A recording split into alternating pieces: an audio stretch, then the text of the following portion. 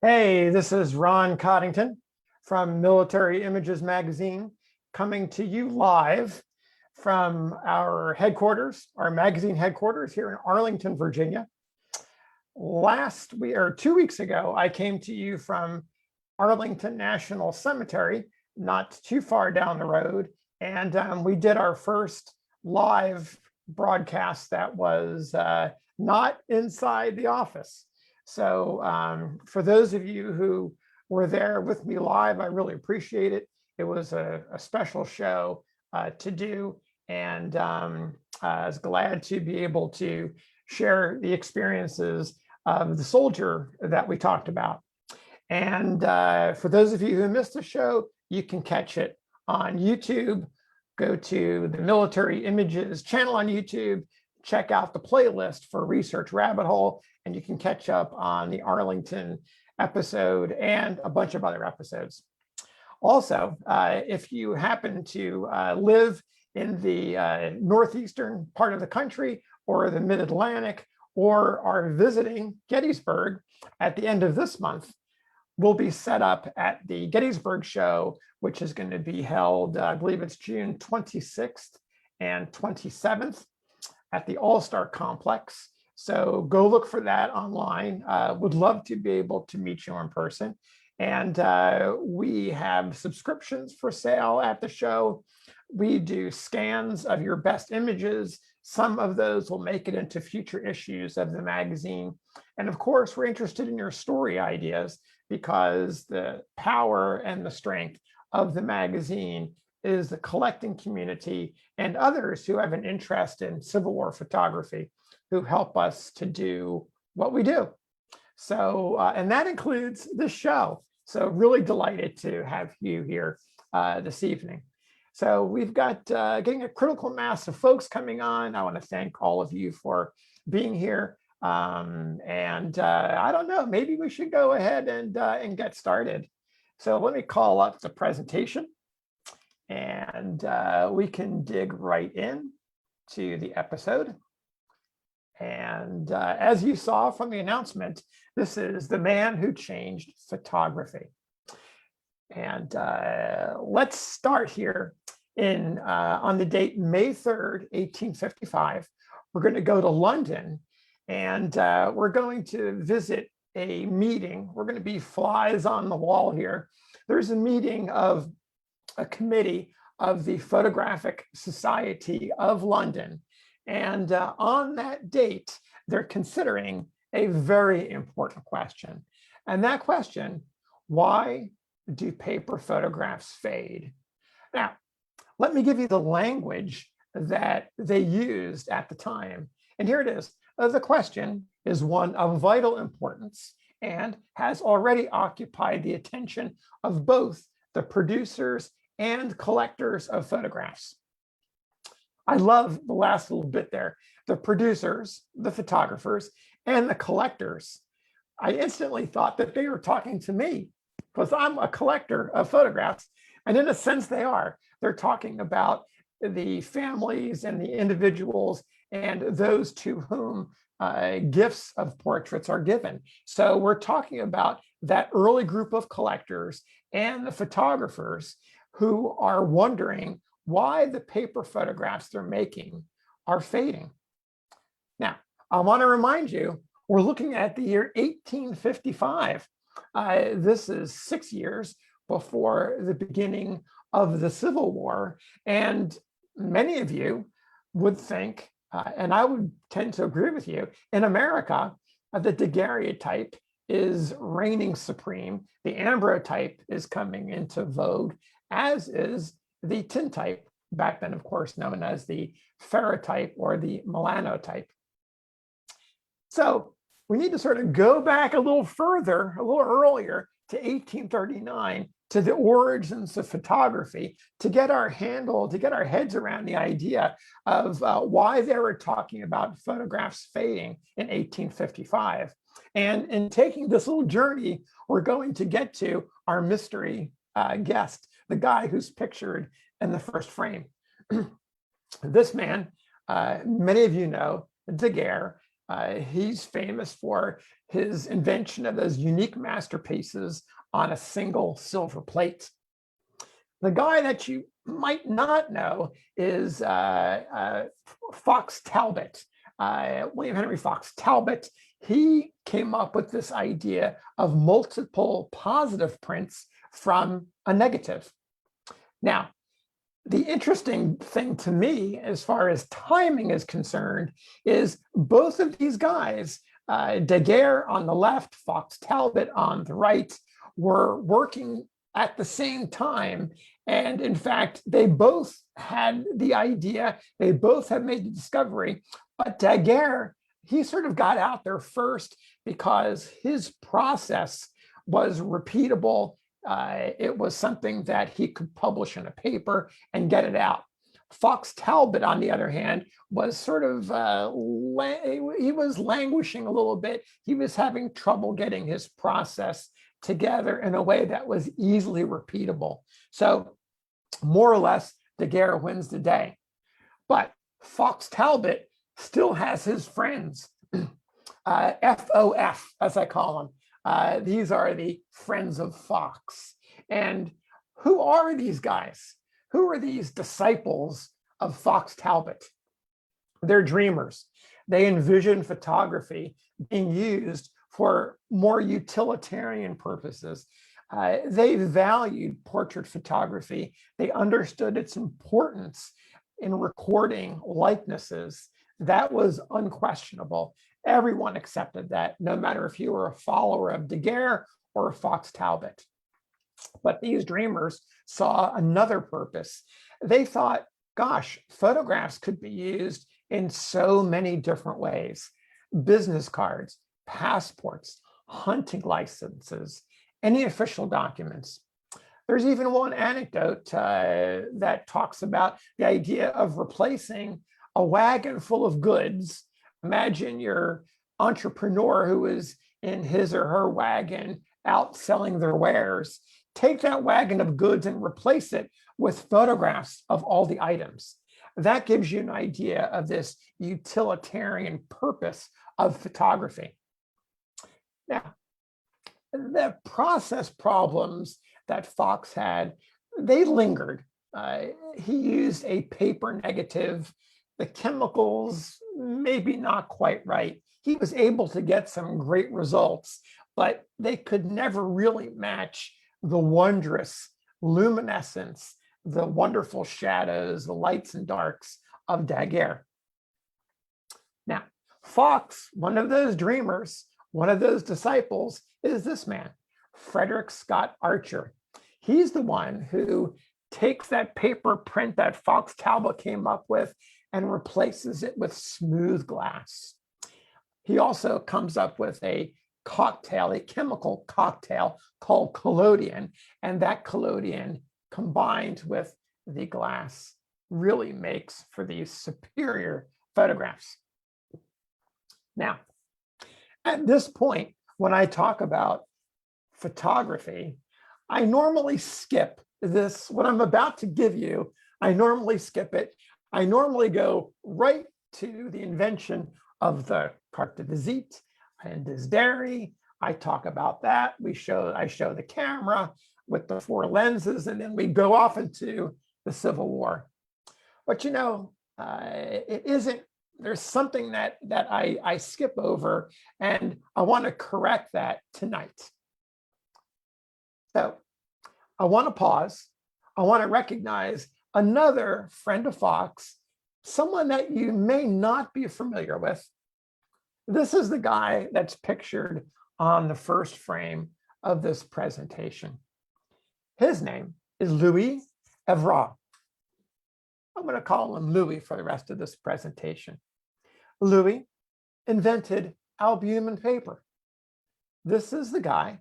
He believed in this mass production of photographs. He believed in the process of Fox Talbot, and he had a vision. He wrote about it in a book in 1851, where he talks about his process. He had this idea, and this idea was albumin paper. And if you want to talk about paper photography in terms of stereo view cards, cartes de visite, cabinet cards, you've got to think about Louie. He's the man who invented the paper on which these images were printed. So what was his recipe? The recipe is this. You take a fine sheet of paper, you mix up some albumin, common egg whites, add some salts, you make it light sensitive in a silver nitrate solution, and that's it. There's your albumin paper.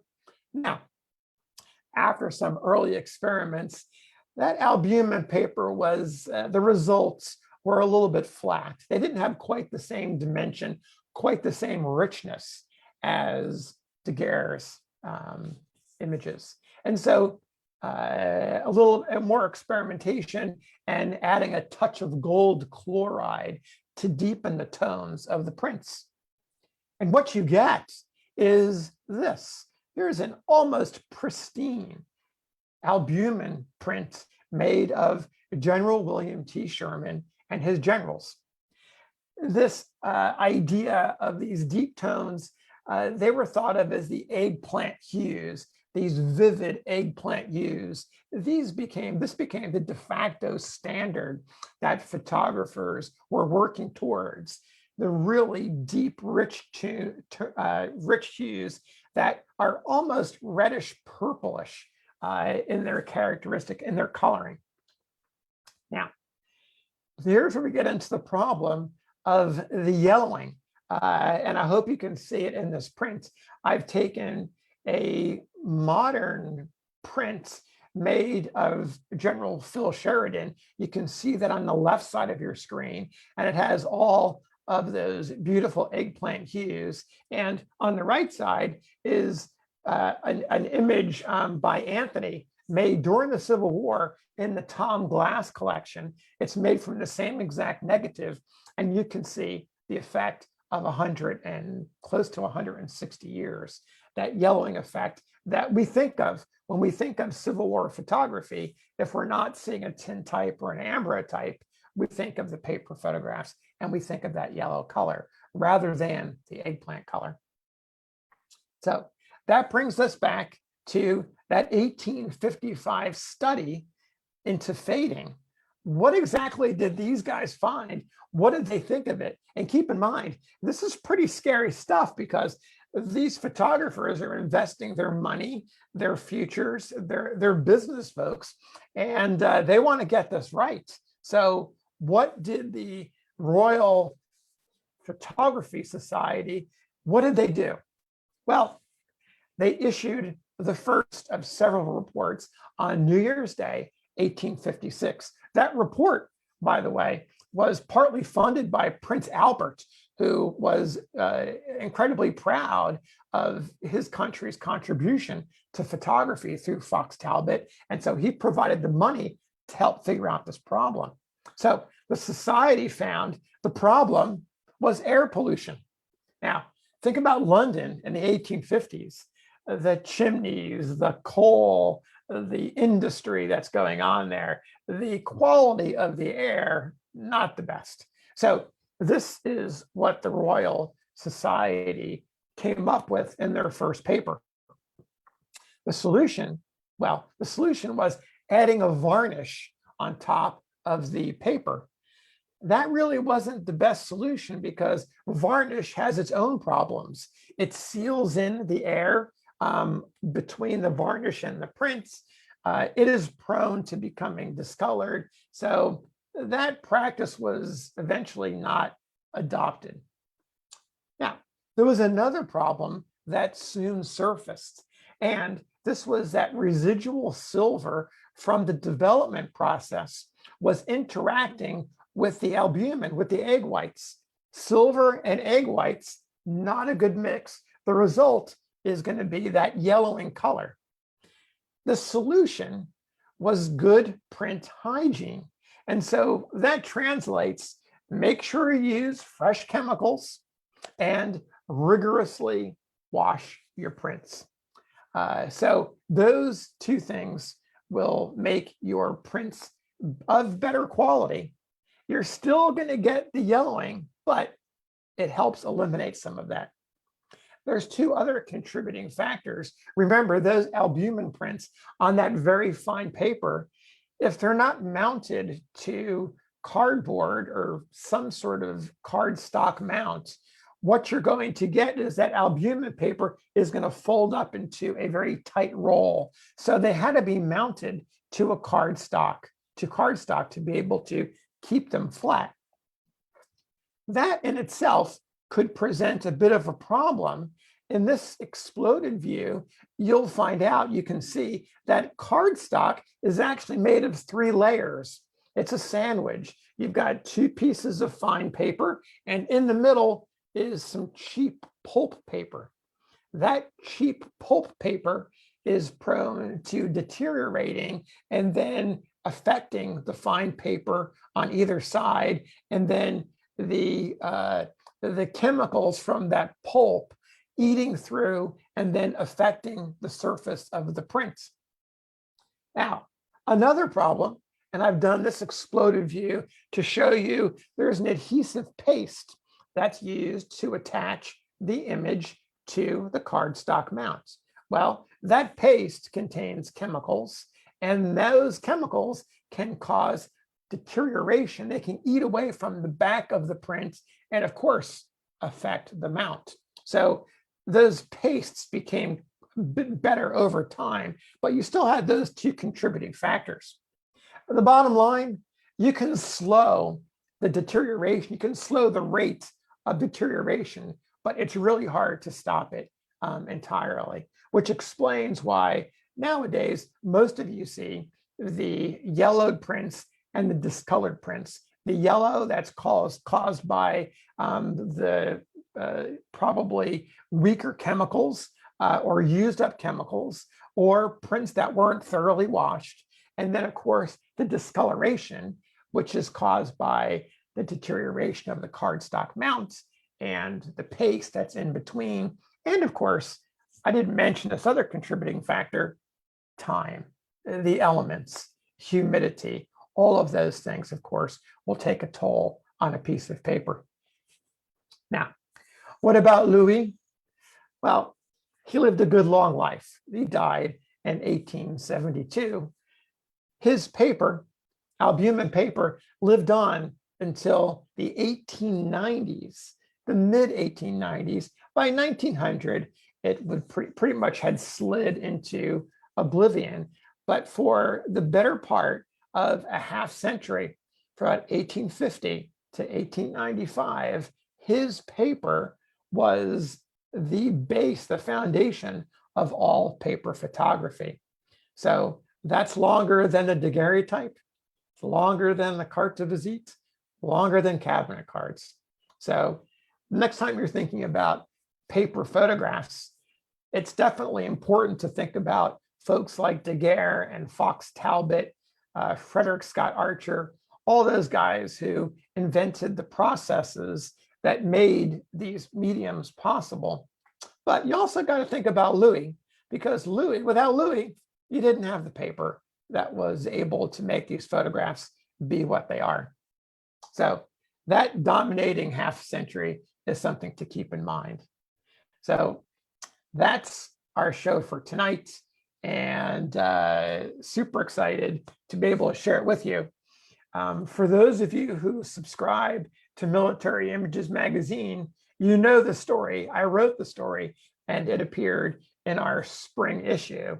And it remains on my mind because I had so much fun researching it and going down that rabbit hole to translate Louie's 1851 book from French into English, to be able to understand the chemistry that's all behind it, and to read some really interesting studies that were done in the late 20th century that talked about all of the challenges around photography. So if you want to read the longer version, check out the spring issue of the magazine for the full story. And you'll notice some of these images are included as illustrations with that story. If you're interested in subscribing, some exciting news: the summer issue is just about to come out. It is currently at the printer. It is going to be mailed this week. For those of you who are thinking about how soon it will take to be delivered, please know that the mail service is really unpredictable. It could be days, it could be weeks. So be patient. If you're not subscribing, you can do it right now. Go to shopmilitaryimages.com.